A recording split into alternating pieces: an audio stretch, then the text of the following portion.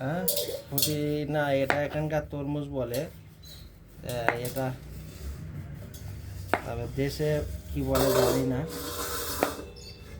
হ্যাঁ এই যে ছেলা হয়ে গেছে, এটা এইরকম এই জিনিসটা, এটা এরকম কাটা হয়ে গেল পেঁপার মতো কাটা হয়ে গেছে পরিষ্কার করে। এবার এটা পুরো কাটবো, দেখবে এই যে দেখো এটা আমি কাটছি বিসমিল্লাহ।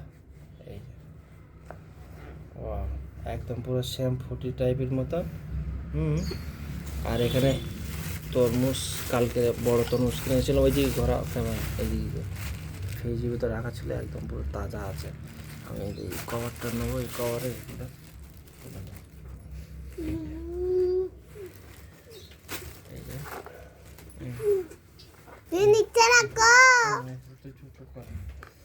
এই যে এই ফুটিটা এর দানা এরকম চামচ হলে আরো ভালো হয়।